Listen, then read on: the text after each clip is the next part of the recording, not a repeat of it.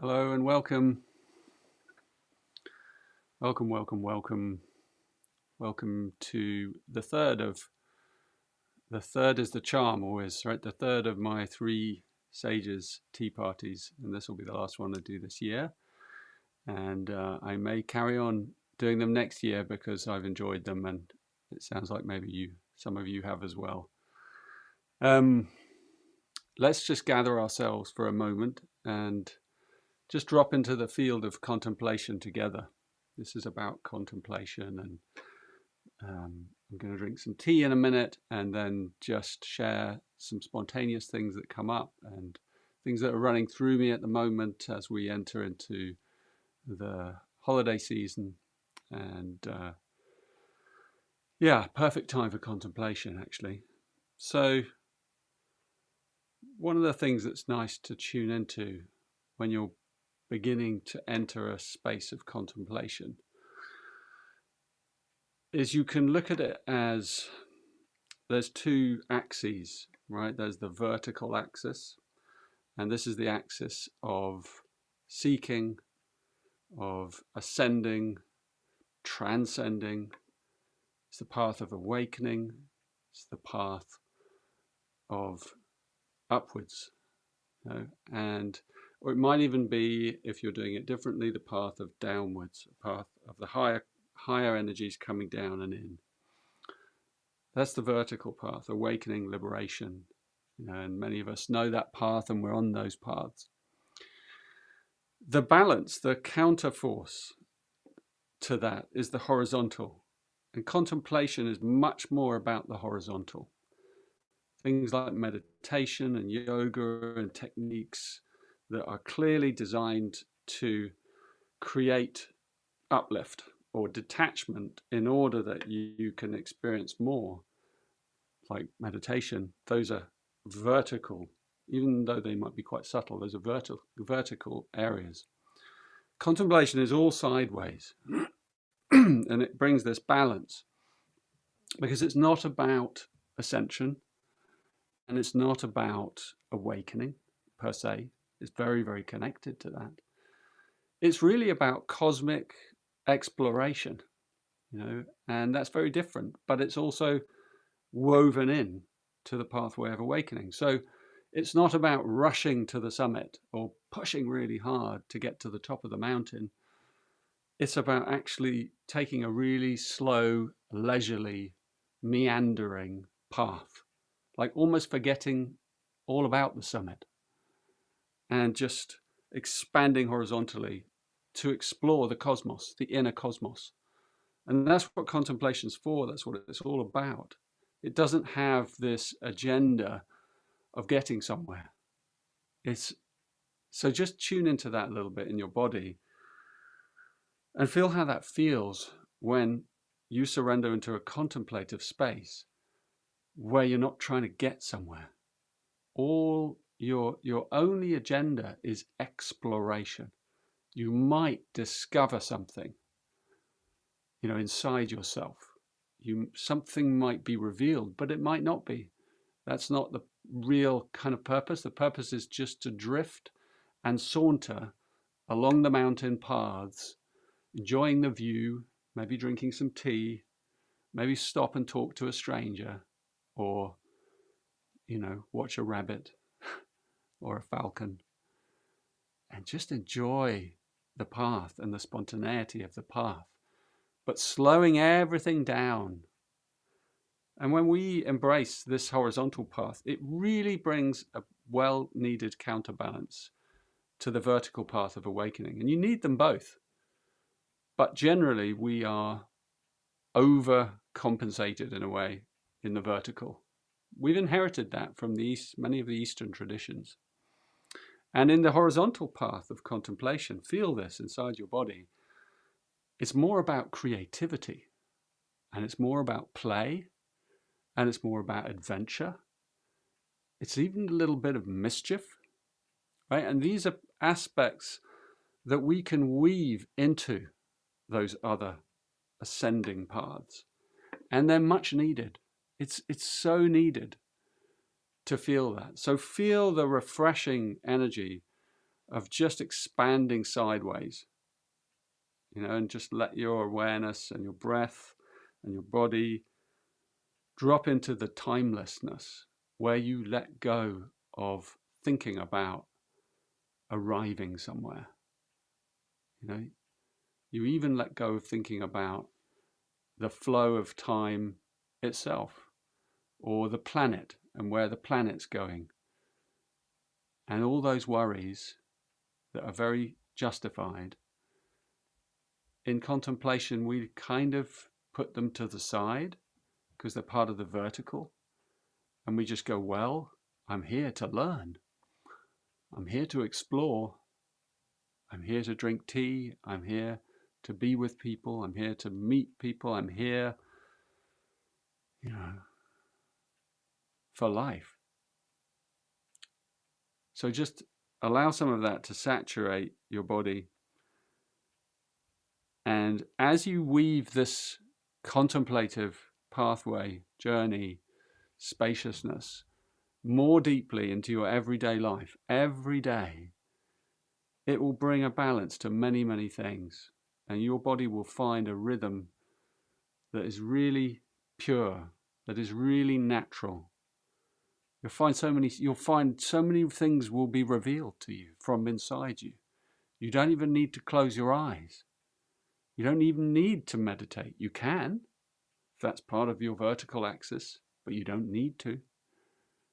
Contemplation provides a huge generosity, and a lot of things can magically appear in the contemplative realm because it's an internally focused realm, but it doesn't require that level of discipline. It's a very gentle, subtle discipline. It's the discipline of remembering to be gentle and to be soft in our approach to life. So I hope you can get a sense of that. And it's in everything to do with the Gene Keys. It's part of the transformational journey through the Gene Keys is to bring this sense of spaciousness so that your awakening process has space to be felt, to be appreciated, not to feel pressure, not to have to understand everything. The contemplative way is like, it doesn't need to understand anything. So when you come into this teaching, these Gene Keys teachings, yes, there are many maps, but the map is not the thing. This technique of contemplation is really the thing. So you can tell I'm kind of passionate about it. You probably know that by now, but you might be new. So tea. Some of you have got into tea since I've been drinking tea. This is the Chinese way of tea. Don't quote me on that, because there are, many ways of drinking tea. But my teacher, a man named Po, is part of a lineage that he teaches very gently, and it's very much resonant with everything I just said to you. So we're not too precious about how we do tea and how we approach tea. And by the way, if you're interested, you can go and find out about Po. You can even go and visit him. He's an incredible man. He's like Richard, but a tea master. So he has my same humor, he has my same energy, but he is a master of the realm of contemplation and tea. Heaven's Tea is the name of his tea school. He's in Portland, Oregon. So wonderful to mention him. And we're not of the Zen school, which is, or the Japanese, which you will have heard of, which is very precise and disciplined, and it's all about precision and perfection and technique, and this is the opposite. This is no technique. This is messy, and it's about how we approach life. And so we're just drinking tea. So I have here in my little teapot some tea that I drank last time as well. It's called Emerald Heart. I think it was the name that Po gave this particular tea. And it's a lovely tea. I had one, I couldn't wait for you guys, so I had one earlier. And it is a Liu Bao tea, Liubao. And this one's from Malaysia, actually. A lot of Lu Bao is from Malaysia. It's a fermented black tea. And this one is about 25 years old, which for some of the teas I drink is pretty young, actually. But the older a tea gets, if it's a good tea and it's well made, the wiser it becomes, the softer, the more powerful it becomes in your body. It turns into something other than tea. And another tea friend of mine recently said, when a tea gets past 25 years old, it starts to become an elixir, because it breaks down into all kinds of compounds, inside the tea leaves, the fermentation. And there are actually compounds that we haven't even discovered yet in black teas, old teas. And a tea that's over 30 or 40 years, it starts, if it's a good tea again, it can be an incredible plant medicine, really. But these are plant medicines that, unlike most plant medicine you may have heard of, or like ayahuasca or psilocybin and those sort of things, tea you can drink every day, pretty much as often as you want, especially if it's an old tea like this, because the caffeine content is almost digested by the microbes in the tea. So over time, it just kind of falls away. And the older the tea, the less caffeine it will have in it. But again, you have to find really good teas. It's not just about age. A lot of teas just go off. But if you find a really good tea, and that's part of the journey of tea. So Lu Bao is very mellow, very forest floor, mushroomy, grounding, refreshing, easy on the body. You can get this particular tea from my friend Kirsten at Jade Frog Tea. And I want to share with you, if you get interested in these teas, this tea ceremony type tea, I just want you to kind of be really respectful of the tea world, because there's a tea world up here, and then there's the tea world, like the dark web tea world, where you can get all kinds of incredible rare things. But if you've got to know people in that tea world, and doors open, and people are hoarding all kinds of precious gems and gifts of teas, and people in that world really know the contemplative power of these teas. Oh, so good. And goes into the body, and the body just sort of relaxes around the tea. Certain teas really do that. And this is different from, people always say, oh, I like Lipton's and Tetley tea bags and things, you're just drinking tea. And it's true. These teas tend to be wild crafted teas, less chance of them being plantation teas, which is what we're used to in the West especially. And Chinese people often keep the very best pure teas in China, and then ship us the plantation ones. And of course, there's teas made from India, and you can get very anal about tea. And I don't want to be like that, but I want you to know that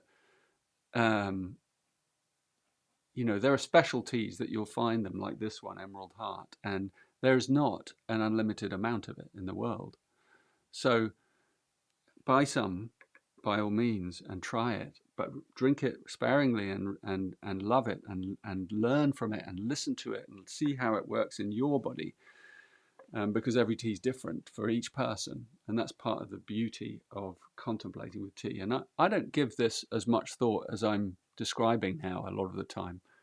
I just drink it, and then I allow it to take me on a contemplative journey, and that's its power as a plant medicine.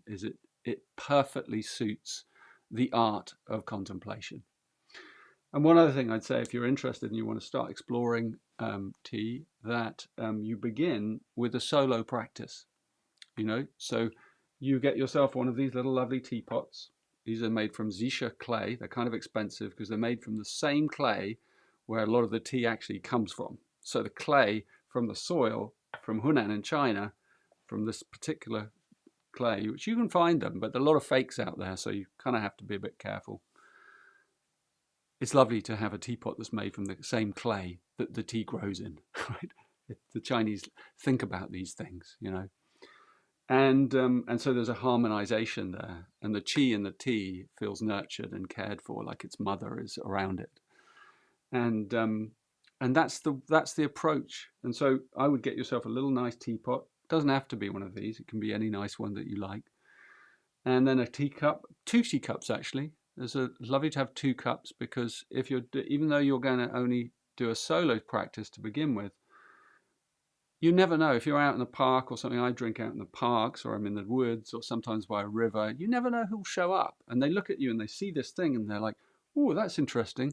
And sometimes you say, well, I pull out my 2nd cup and go, would you like to try some? And it's a symbol, it's a metaphor. I did a transmission on it once. 2 cups. Always take 2 cups in life. Everywhere. It's a symbol, right?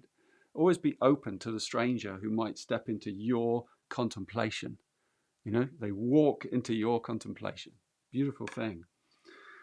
And so start on your own with 1 tea, 1 cup. You can have a little jar like this, a little pitcher if you like. I use that because if I'm sharing the tea, then, or for a start, if I fill up this teapot, it'll overspill from here, and then I'll have some tea in here that's kind of sitting on the tea leaves, and it's going to get maybe a little bit oversteeped or overstrong. So I put it in here so that it's all of the same strength, and then I can drink it, and if there's a little bit extra, fine. But do a solo tea practice and explore how that tea makes you feel. When is a good time for you to drink it? With these older pu'er teas or lu baos like this one, you can drink them any time of day actually, and even many people drink them in the evening and find that it helps their sleep. And they have a huge amount of good medicinal effects in the body. I mean, you can explore this online. You'll see a whole load of stuff about pu'er tea and the effect it has in the body and the biome, because it's a fermented tea, and it's aged, so it has it's a package of power, of potency. But you have to find ones that work for you, and so this is a beautiful tea. It works for almost everyone, I found. But sometimes, I'll go through teas and, it's like 1 in every sort of 30 teas I actually feels good for me. So there's a lot of trial and error. And even teas that are very expensive or someone says are incredibly precious and marvelous, they might not suit me, and they might not suit you. So you have to just trust. And it's why ultimately, if you approach it in the right attitude, it's like anything in life. Even if you drink, the worst Lipton tea bag, by the way, I don't mean to be rude about Lipton, but they are pretty shitty tea. It's the worst tea I've ever tasted. It's sort of weak. And, when you go abroad, that seems to be the only thing anyone has, especially in America, seems like a crazy thing. You can't get decent tea bags. Yeah, black tea, I mean. But even do that in a ceremonial context, and it still has the essence of the tea plant. So I don't want you to kind of think that you need to spend a huge amount of money or anything like that. It's the way in which you approach it that's important, and that's the same with anything. So I will drink another one, and I hope you're enjoying some tea, or perhaps a coffee or a cacao, or whatever your favorite drink is. Many of these things are very, they immediately drop us into contemplative states, and for some people coffee does that. It's a very different kind of drink, but I'm open to anything. So what I wanted to share with you while I'm enjoying my tea is the title of this session is The Atom of Benevolence, and it has to do with something I've been contemplating for a long time, and I've been weaving into the Gene Keys teachings, but I've been weaving them almost invisibly and subtly.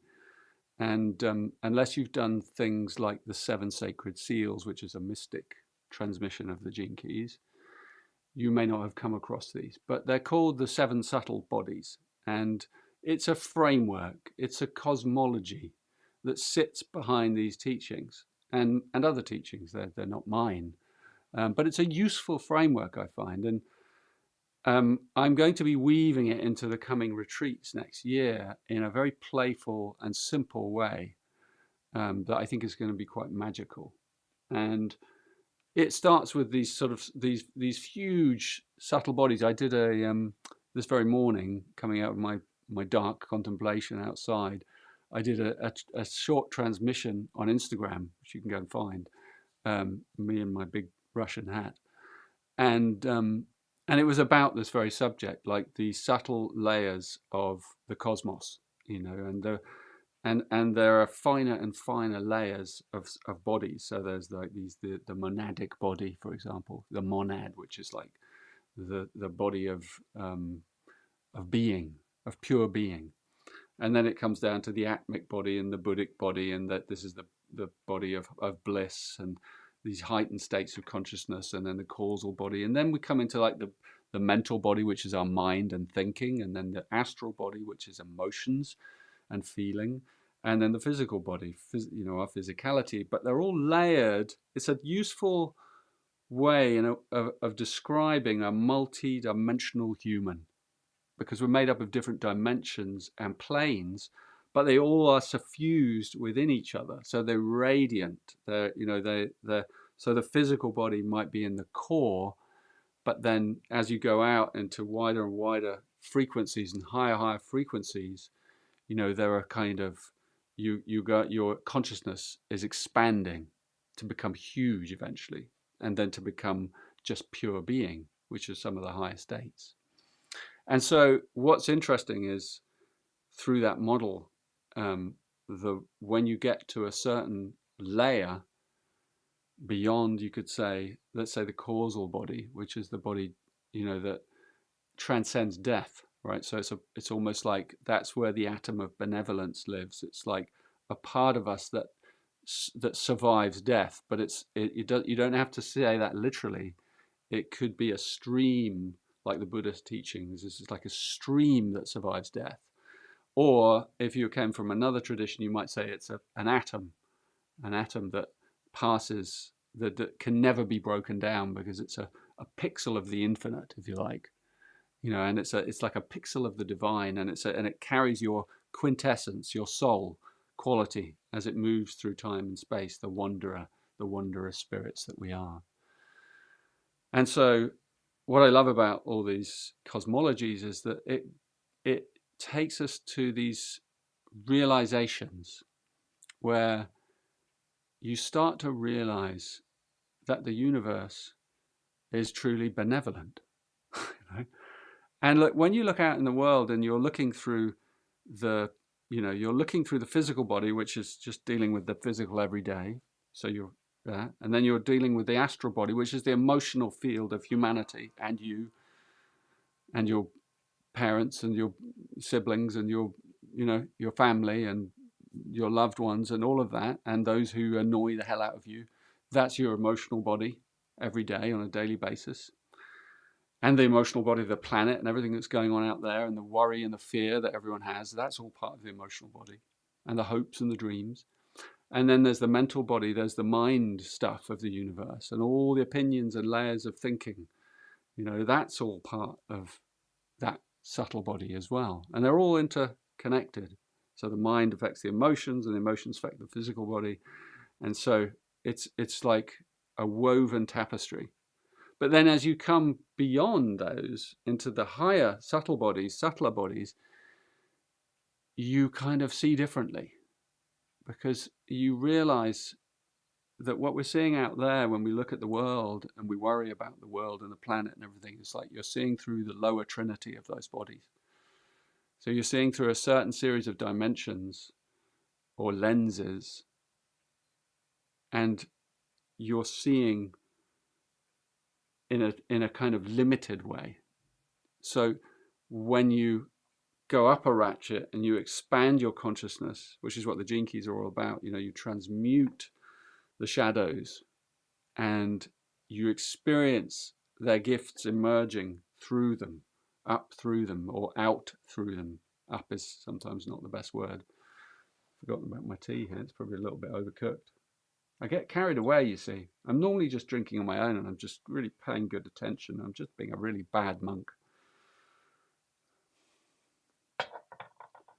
But, you know, we're very forgiving. The tea will forgive me. Cheers, wherever you are. Wonderful to be here before you.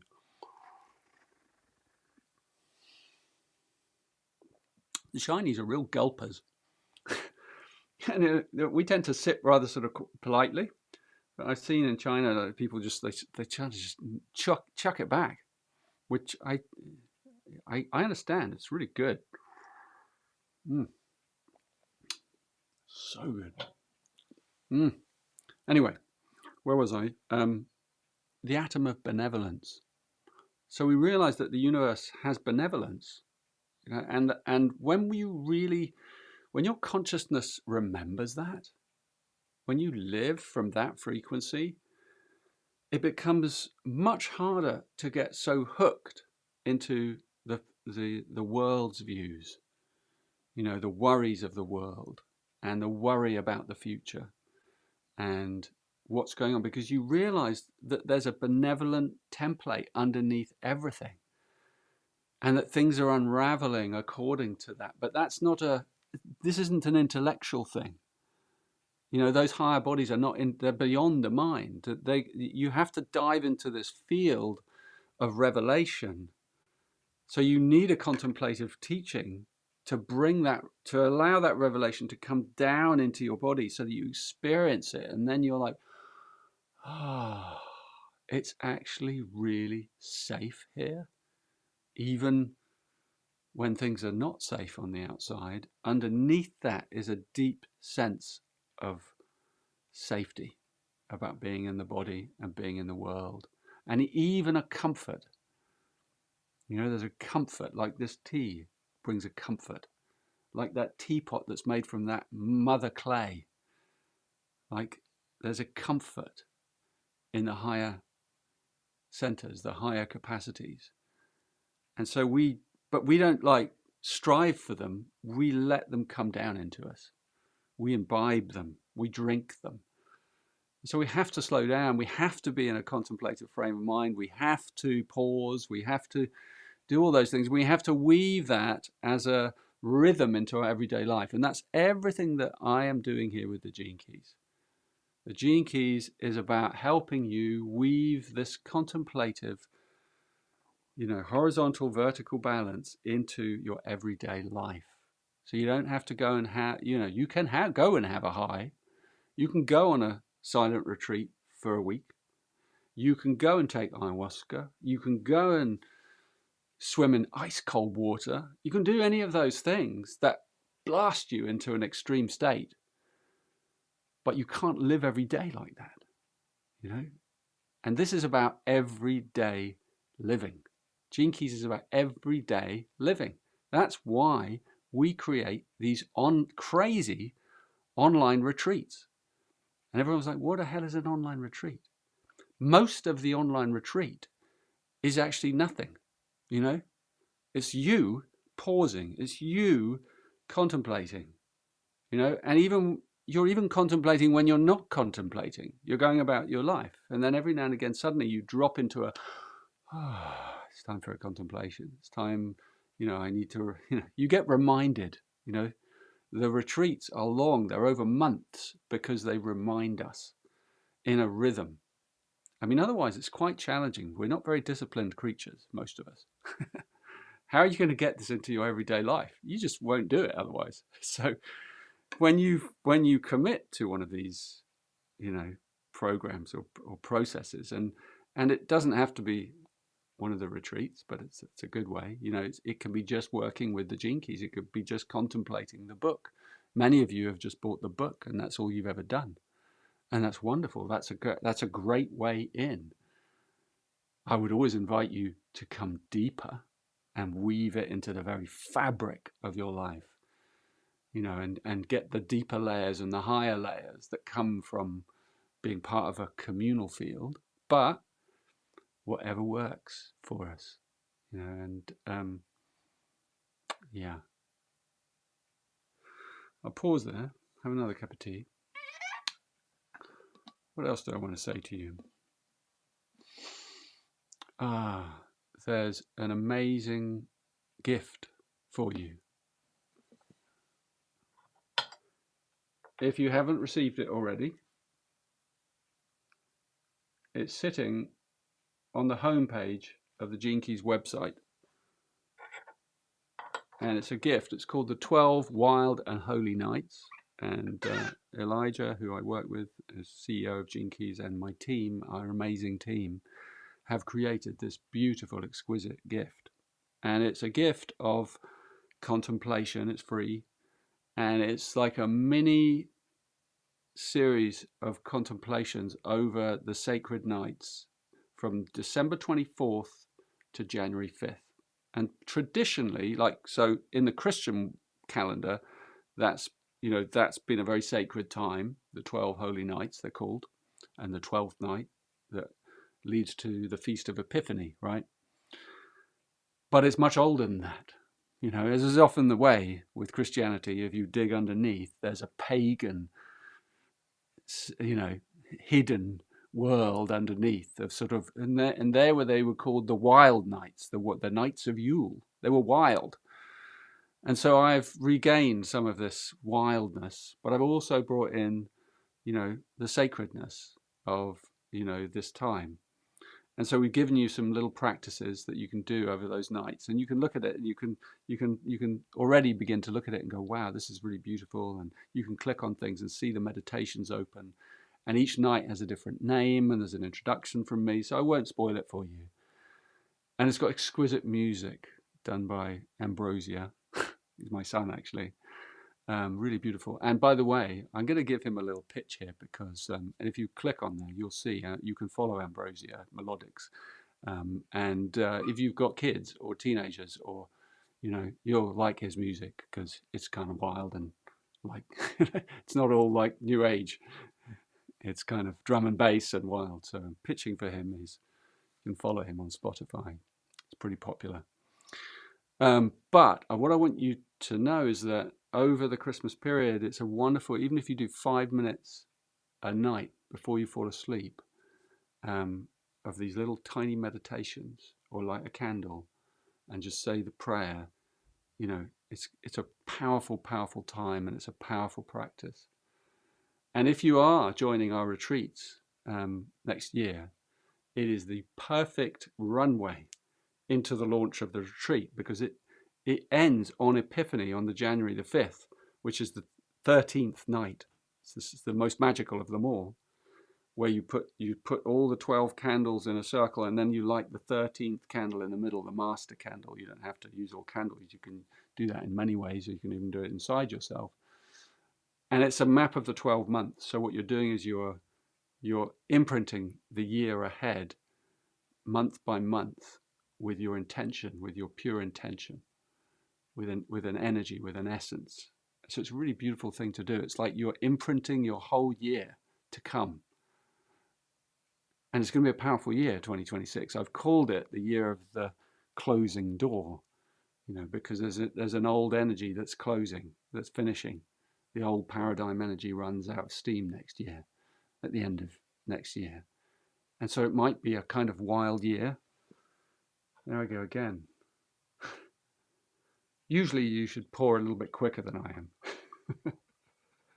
Like you can learn this from Poe or from Kirsten.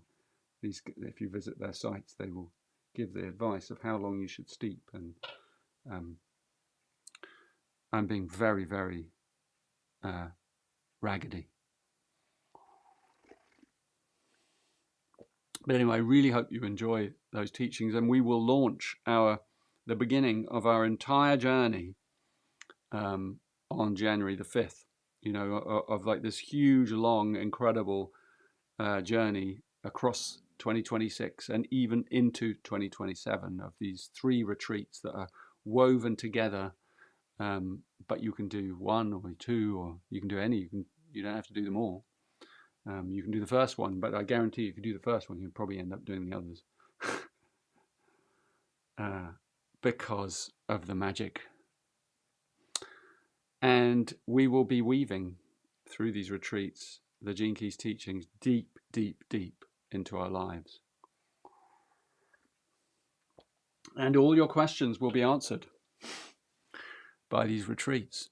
They may be silenced. And so I hope you enjoy the 12 Holy Nights. Take a look at it and get yourself prepared so that you can, it doesn't require that you do the retreats at all. It's just nice. It's a gift for anyone. And please do share them, by the way. Share them with everyone and those you love, because it's a beautiful practice. It's not religious. It's a practice of prayerfulness and contemplation, and it's really nicely put together. And I just think you'll enjoy it. And you can be super creative. In fact, we'd love to hear and see you, see how you're doing your own. And like, you can be very creative with it and take photos and share on Instagram. You know, I have I'm on Instagram, and I'd love to see, you know, on Gene Keys, that, you know, post some of your forays into the 12 Holy Nights, and follow your creativity over that time. Bring your family into it and have some fun and make it a kind of sacred practice. It can be really sweet. But we'd love to see the community kind of playing with it and being inspired by it, or keep it deeply private. You know, it's up to you. It's a very private. It can be a very private experience. So what I was going to do also, I was going to give you a little bit of star law, you know, because it's nice to always have a bit of star law. And I look up at the heavens all the time, especially early in the morning, and I'm enjoying. And right now, I got a little pair of binoculars, and I have found Uranus.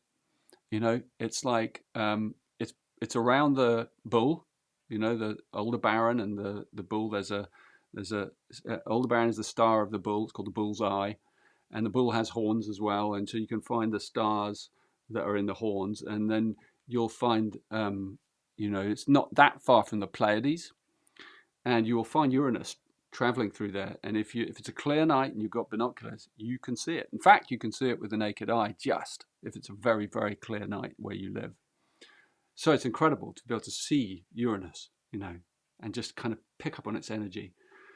And I thought I'd talk about Uranus just because of where it sits at the very beginning of January next year. And, you know, in my retreat next year, my retreats, and beyond next year, I'm releasing my new book, The Sage, which is my I Ching. And it's taken me a long time to write, and I've finished it. I haven't quite finished it. I haven't written the introduction yet, but I've written all the, you know, the sort of energetic essence of it. And so you can track now, using the Gene Keys or using human design or whatever you want, you can track exactly every key and line. And so Uranus begins the year in Gene Key 8, line 4. Gene Key 8, line 4. And I've been thinking about that, because when, you know, if that's where Uranus begins the year, it's imprinting the year with that energy. And that Uranus energy is very much about the wild and holy nights. It's wildness, it's creativity, it's kind of, I think of Uranus, and the other day I just saw it as like a kind of kindergarten, but it's like a kindergarten where the teachers have all sort of just stepped out for a moment and the kids are all just ransacking inside, running around, chucking paint and, you know, and then the teachers come back in, they're like, ah, that's Uranus, right? It's that part of us that wants to be free and wild and stuff. And so it's a wild energy, untamable, but also it can be an energy that is deeply repressed inside us. And I think that, you know, Gene Key 8 is about individual kind of, what's the word? Panache. Beautiful word. I was like seeking that word, panache. It's like the passion of your soul expressed through your artistry, whatever your artistry is in the world. And so, you know, the shadow of Gene Key 8 is mediocrity, right? Mediocrity. People that want things to stay the same, and, you know, or kind of, yeah, they just get locked into, let's keep things the same, you know, and I'm going to do what everyone else does. And it's not, you know, and so it's about compromising, and it's, you know, it's not fun. But so 8 is filled with color. And so Uranus is like inciting, inspiring, enticing a spiritual, creative renaissance. And I think it begins next year. It's just as AI comes in. It's so interesting, right? Just as AI comes in and threatens to steal our creativity, there's a kind of retro backlash of like, wait a minute. The human spirit is like, there's stuff I got that I can do that there's no way a machine can do. You know, look at these hands, what I can create with these hands. You know, and so there's an incredible creative renaissance coming. This is my prediction, right? Over the next decade, we are going to see a creative renaissance, the like of which this world has not seen probably for a very, very long time. And it's going to come through individuals unlocking their passion. But it's not going to be everyone, you know. It's going to be people who, it's going to be the kind of response to the force that's doing mediocrity. Because what AI does is mediocrity. That's its world. All it does is, you know, and I love it. It's an incredible thing, right? But it maintains the status quo. All it can do is work with what's already there, right? It can innovate here and there, but it's only what you've programmed, right? So it's incredible. It has. I am not against it, but from the human spiritual viewpoint and from this Uranus power, Uranus doesn't want AI. It's like, well, it doesn't mind it, but it's like, nah, I want to be wild. I want to be free. I don't need a machine. I'm not a machine. That's the energy of Uranus, right? And so 8 line 4, I looked it up in my Sage. You know, I wrote it sometime several years ago. And I'm going to read you what it is. It's called Local Hero, Creating Coherence Through Generosity of Spirit. And line 4s are always about community and coherence, their community. And there's a little sutra, a little poem at the beginning of each one, 4 lines. Circular economy, this one's called. The greatest truths are also the subtlest. Today I rescued an ant. Who can possibly foresee the consequences of such an inconsequential act? The greatest truths are also the subtlest. Today I rescued an ant. Who can possibly foresee the consequences of such an inconsequential act? They're kind of playful. This is a contemplation on the nature of syntropy, the universal law of giving and receiving. The local hero speaks of a being whose magnetism and love naturally generates waves of generosity and coherence in any community. This is about paying attention to all aspects of the biome, the world in which we live, and ensuring all are nourished, including oneself. The circular economy is the beautiful notion of a community where everyone supports everyone else without needing to be asked. This is only made possible through unconditional love. As with all acts of heroism, there's often an element of risk when one truly follows the heart. When faced with negativity, we open our hearts even more. That's the Uranian energy, right? I want you to kind of really take that in. And I'm going to read you the oracle because it's kind of cool. The oracle is if you're using this as an oracle, which we're not, but it's kind of cool anyway. You need to build support and community around you right now. Take this as a creed for 2026. Pay attention to the details of your life. Make subtle, beneficial changes in several small but seemingly unconnected areas. Making easy changes in multiple areas builds a field of coherence around you. This can have a stunning effect that greatly exceeds your expectations, although this process has its own unique timing. Sometimes in life, we become fixated on the mountain before us and we feel utterly overwhelmed. Just tackling a few small steps at our feet allows us to feel more creatively empowered, and this makes all the difference. I think that's wonderful. You know, and it's a year for community building. You know, I don't know what's going to happen this year in the world. I really don't. Part of me worries. The other part doesn't. Because, you know, when the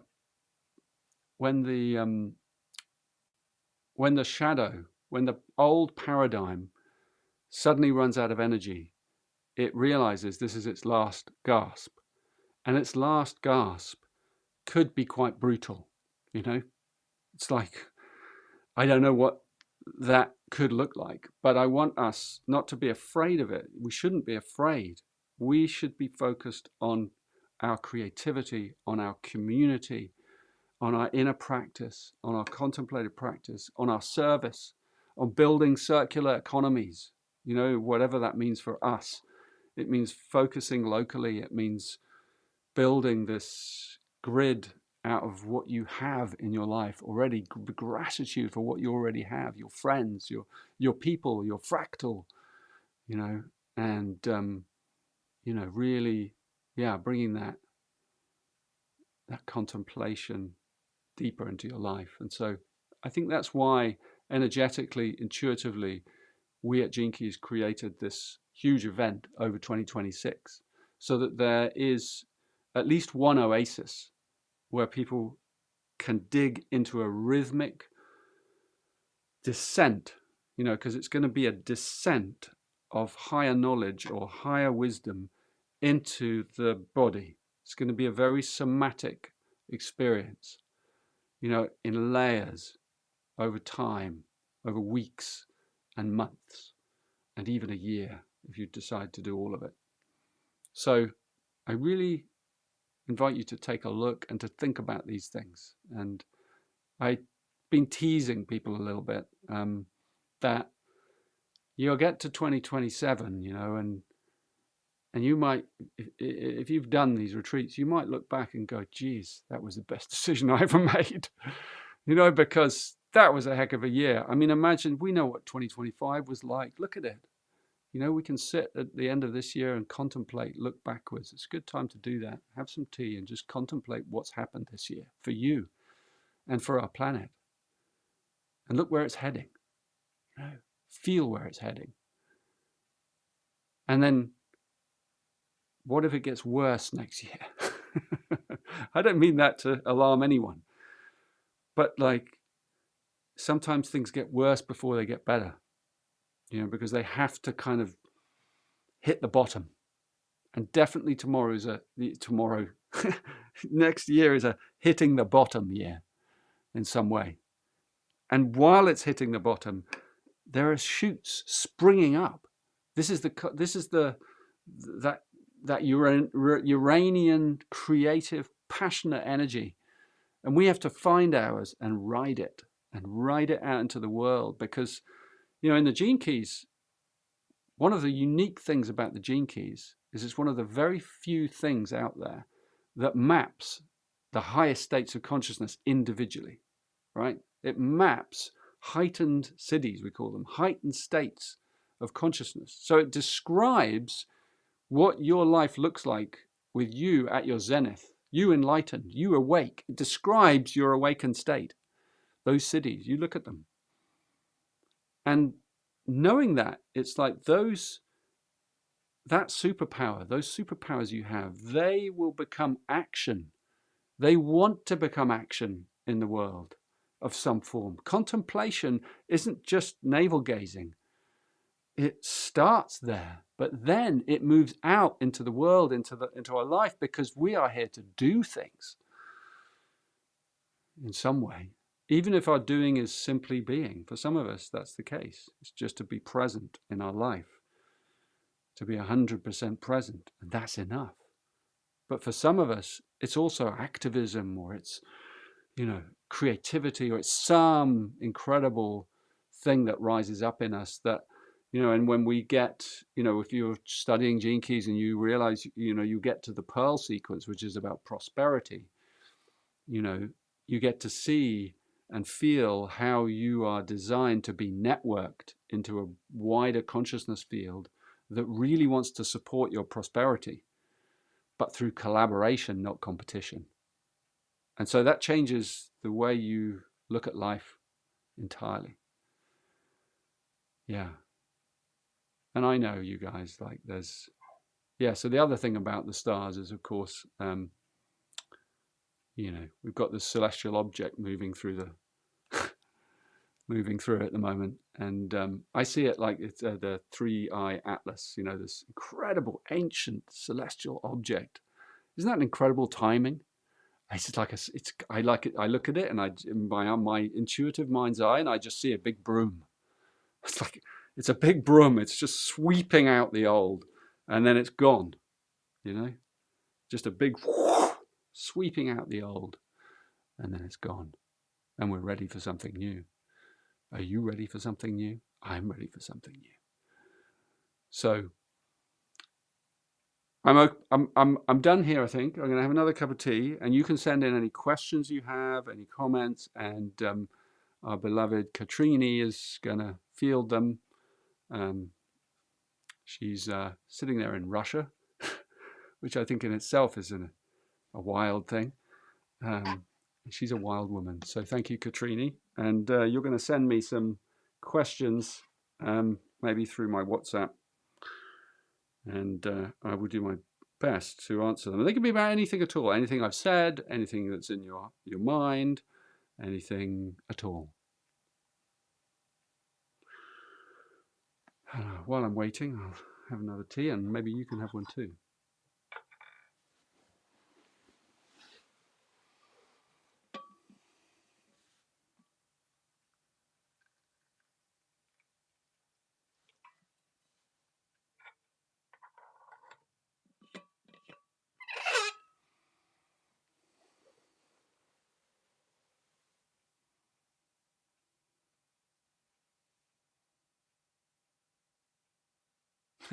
What is the name of the tea? It's Emerald Heart.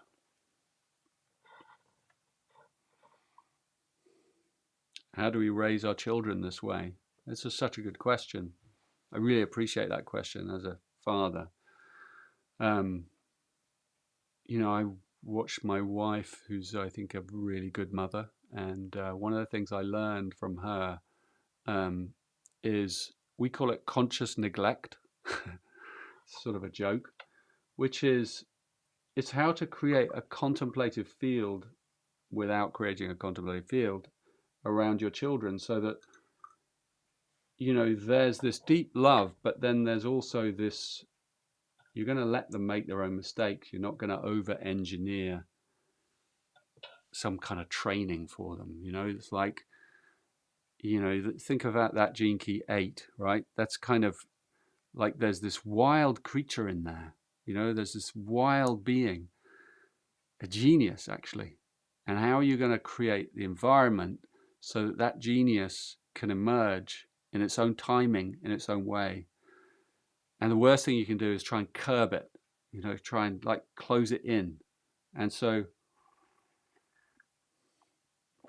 every parent has to ask that question. And you can also apply this to your own inner child. Like, how are you going to create the space so that that child can grow and develop its genius without interference, you know, but then also have safe boundaries. And that's the balance that any parent or parenting process requires, I think. And one of the other things that I've learned as a father, is there's a dial, right? And the dial is like, over here, discipline, over here, no boundaries, right? It's like no boundaries over here, and then over here, too many boundaries, you know, too much control. And you might think, well, let's have it in the middle. But actually what I learned is push it a little bit further over to the no boundaries side, but not all the way, because, you know, kids that have no boundaries, that's not helpful for them either, you know. And you might think, oh, that's freedom, but it isn't freedom. You know, boundaries are important, and you know, but what you do is you push it a little bit in the direction of softness and gentleness, and you let go a bit, so you don't require them to, you know, be perfect at school, but at the same time you do your best to support them. But you can, and if they're taking drugs or whatever it is, you don't completely let go. You make sure that they stay open and keep communicating with you. That's the most important thing as a parent. You must keep the communication open. So if you come in with this like harshness, they will stop communicating with you. It's more important that they communicate with you than anything else. So you have to kind of go in and go, so you took, you know, cocaine, like, instead of going, how dare, what were you thinking of? You should be like, so how was that for you? right? You know, and if you go in with that, it's a different experience. They start to trust you. They realize that you're not always after them, and you don't have to be perfect either, because sometimes you will freak out. But if you put the dial over to the gentleness side, it's just always going to be better for you and for them. I don't know if that's helpful. My wife will say, "My God, you're giving parenting advice, you."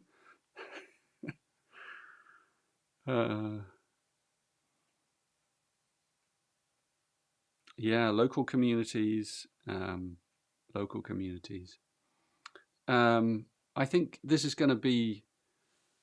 I mean, when I look ahead at, I think many of us see this, like, the old paradigm beginning to decline, and then there may come a time, 2027 and beyond, where the decline gets sharper, it gets steeper, and it happens more quickly, and certain things that we've become used to slowly start to decline, and it could get difficult. If you think in decades, it could, supply chains and food and things like that are very, very vulnerable. And so, and geopolitical tension is on the increase because of climate change and many other factors. And that's not likely to kind of slow down, even though we would like it to. And we may have really good intentions, and it's already underway, this process of breaking down, and it needs to break down. The system actually needs to break down, in order that we can repattern and find a new one, and that's at every level in society. And one thing that is likely to happen is this localized empowerment, so that we're going to have to create localized food systems, and we're going to have to create these circular loops. And it doesn't mean everyone's going to suddenly become organic farmers, but it does mean that, like, we're going to have to learn to truly recycle in our environment, and because otherwise we're not going to survive and thrive. And so that we're going to have to apply a completely new level of thinking, coherence-led thinking, a genius level of thinking and feeling that's rooted in these higher bodies that I mentioned at the beginning, like, that starts to see how we can create connectivity instead of, like, connectivity and diversity instead of trapping and limiting more and more. I don't know, it's a certain way of being that we're going to have to develop, but it's going to be rooted in a higher level of consciousness, of we call syntropy in the Gene Keys, syntropy or synarchy, which is the self-organizing intelligence of human genius when it ascends to a certain degree of consciousness, of awakened consciousness. It doesn't have to be fully awake, doesn't have to be purpose, but it doesn't be perfect. But yeah, there are different patternings that are becoming available to us, and of how we organize our lives based on higher frameworks of consciousness. And it's a really exciting challenge for any creative person. Like, how are we going to bring that in? It's going to take all of us. Well, it won't take all of us. It'll take some of us who are ready to think like that, and then we can start to co-create it together. And eventually we can share it with everyone, and everyone will begin to realize it. But that's awakening. It's a long and kind of imperfect road. Yeah. A couple more minutes.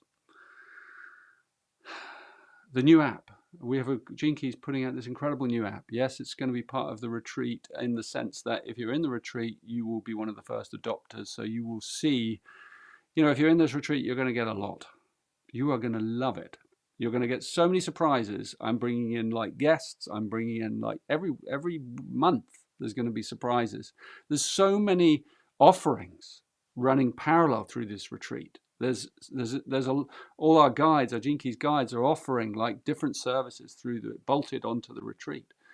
And we ourselves within the retreat are offering, like, a huge amount of support and just creative energy in the field, And we're going to simplify the teaching really, really, really beautifully, but without kind of watering it down. So you can go, if you've done any of these retreats before, or you know the Golden Path teachings, you can go deep, deep, deep in this retreat. So we've created it, we've sculpted it for everyone, for beginners and for deep divers, and for people in the middle as well. So yeah, you'll get views of the app as it comes online, and that's one of the advantages. That's a funny one. How do you stay so humble with all you've created? Because I didn't do any of it really. I've got this incredible team, and they just make me look really good.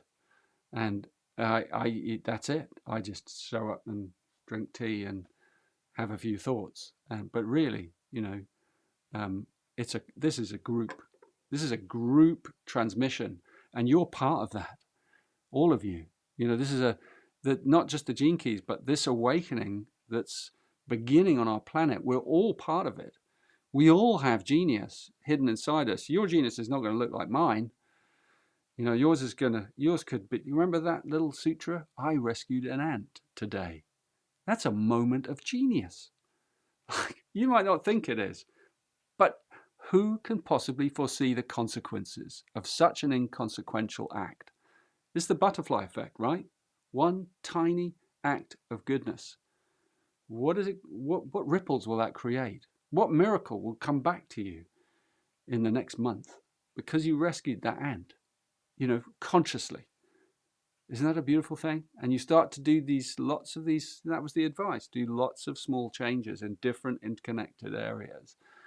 And then you start to see a miracle growing, because you're weaving coherence in different unconnected areas of your life, through your health, through your relationships, through your business work, your working life, through your home life. Little acts of improvement. Now, I don't mean like improvement, you know what I mean. I mean bringing in that kind of higher coherence in some way, changing something for positivity, for the sake of, it might be aesthetics for you because you've always wanted to do it, and you never got round to it. Little things, they add up. So yeah, don't talk to me about humility. The moment someone says they're humble, they're not. No, I can't say anything about Three Eye Atlas, but you can read about it all over the internet. What I do love is a top physicist from Oxford said there's about as much chance of it being ET as the moon being made of cheese. I just love humor. What can I say? I mean, probably many of you think it is an ET, and I would never want to take that away. Personally, I kind of resonate with that physicist. What is the form that community takes in the sleeping phoenix era? I think I've begun to speak a little bit about that.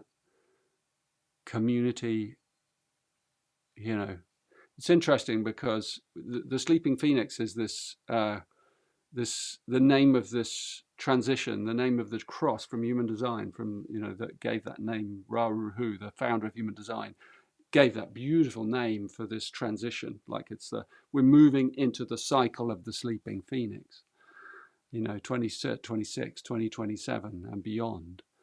And it's not that everything suddenly changes. It's that there's a gradual suffusion of presence coming into,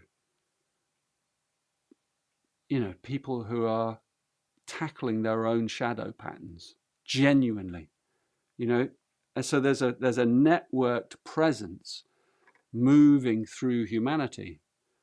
What is that going to look like? We don't really know. It's a new kind of community. It's a new level of intimacy.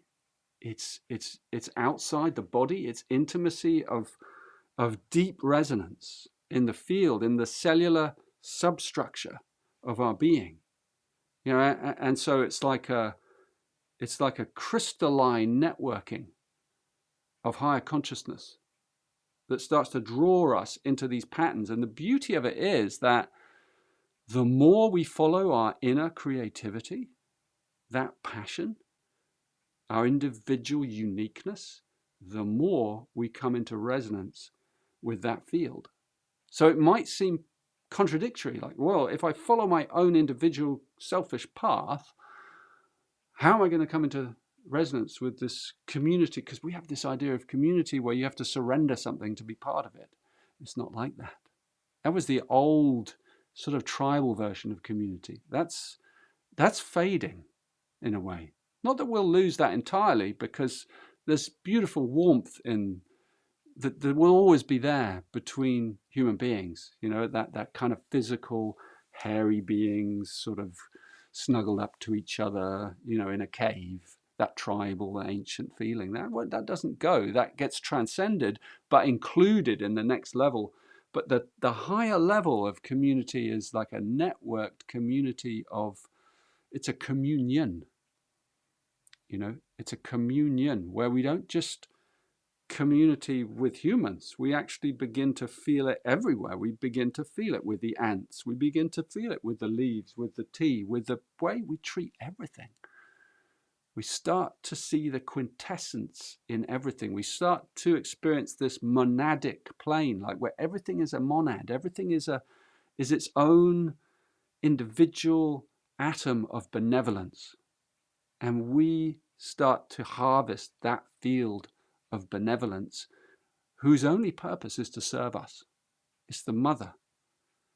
You know, this morning I said, I'll finish with this, because I'm going to finish with this, and I'm hoping that this will answer all the other questions. Like this morning I said, you know, we are, our universe, it's expanding, right? We use our biggest telescopes and, you know, kind of to see into the far, far, far distance, electrode telescopes and stuff. And then we get to this place where we can't see any further, because our sight is taking us back in time, which is a wild contemplation. And yet the universe is expanding. And what's it expanding into? And so we are like a baby. We are like in utero. We're unborn. Human beings, the humanity, this planet, we're not born yet. We're a baby. We're a fetus. And so we can only experience what we can see, the edges of our body, right? But we sit in this womb that is vast beyond our comprehension. And we sense it there. We sense that we're inside some kind of mother, right?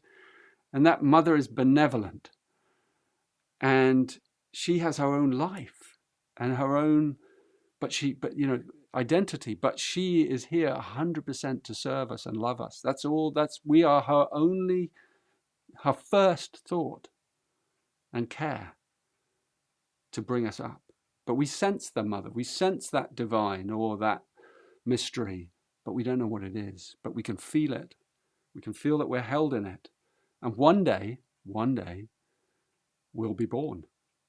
You know, at the end of our cycle of evolution on this planet, humanity will be born into its higher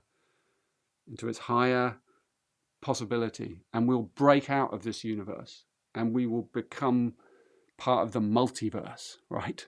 The multiverse. And when you wonder what the hell's a multiverse, I was sharing with Elijah the other day, and we were saying, like, it's like when you walk into that bar in Star Wars, you know, where there's all these wild creatures with this. That's the multiverse, right? Multiple dimensions and universes, all with their own laws, parallel and timelines, and it's like it's vast beyond our comprehension. You know, like in physics they call it the Planck length, right? The Planck length is like, beyond here there be dragons on the old maps. Beyond here we don't understand. Beyond here we can't do any more measuring, because things get too small. If they go on getting smaller, how is that possible? We can't measure beyond here.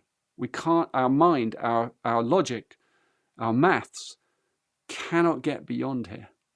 And it never will be able to, because that's the domain of the higher centers. That's the domain of these subtle bodies, these huge aspects of our consciousness that, you know, that's us growing. That's us being born and then growing into a, you know, and then meeting our mother and looking in our mother's eyes for the first time.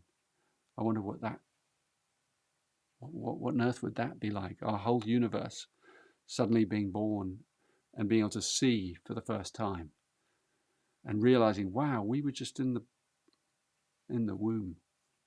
It's just a metaphor, or is it? Or is it? So thank you so much. I hope you've enjoyed the tea. I hope you've enjoyed some of the crazy cosmology.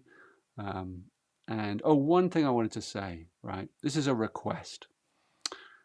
Our team at Gene Keys, we're called Team 64. We are the most devoted group. There aren't 64 of us, actually. There's about 40 of us. And we work all around the world, and we're devoted to what we do. And we operate according to what's called the Gene Keys Noble Code. You can look this up, Gene Keys Noble Code. And what we do is we try, if we kind of meet negativity, we try and surround it like that mother and just go, okay, I accept this. I'm going to treat you with respect in return, right? And my request is, because we're doing these retreats and because there's so much going on in Gene Keys and we're growing, there's a lot of people coming in to, particularly to our, our admin department, our support department, and they're incredible beings. And they've had a tough time because some people are very impatient and they're just like, can't get this, can't get that, and they're not, and they don't listen, and we do, because we don't listen, we don't read things. So my request to you is, please treat us with the respect that we deserve. We are not AI robots. We don't use that. We are real people, and we have hearts, and we are here to serve you. So please just remember that, and remember it with the world. That's part of benevolence. It's like, treat others how you would like to be treated. Read that noble code. It's a beautiful piece of writing. It's like 10 different lenses of the atom of benevolence, and how like to radiate out that benevolence into the world in a practical way. And you can apply it in your business, and you can apply it in your schools, and you can apply it in your family, and you can apply it everywhere.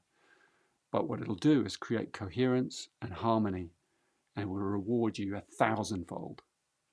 Anyway, please do check out the Sage's Golden Path retreats. This is my little sales pitch. I just want you guys to come. This is the last time I'm going to do them, and I'm throwing everything I've got at them. So much fun, so much enjoyment. Just dive, become part of this. It's just going to be enough. And enjoy the 12 holy and wild and holy nights. And you'll see that on the 13th night, there's an invitation to go outside and be naked in the pagan one, if you want, or barefoot. And I just put in some of those mischievous things that those wild pagan ancestors of ours, they got up to all kinds of stuff. And so I hope you enjoy some of those. You don't have to go the whole way, but it will be lovely sharing that in our community. And check me out on Instagram, because I am releasing little contemplations in the mornings, and it's a nice way. And check out Gene Keys on Instagram. It's the same. And leave us your stories. Tell us how you're doing, and what you're creating with the 12 wild and holy nights. Have a wonderful, winter solstice or summer solstice if you're down there. And I wish you lots of blessings, and being with your family and your friends, or being alone. You're not really ever alone. You're part of this grand awakening that's occurring. And please know that you're always very, very welcome, warmly welcome, in the Gene Keys community and in these teachings. And enjoy your teas. And thank you so much for showing up and listening to me rattle on for an hour.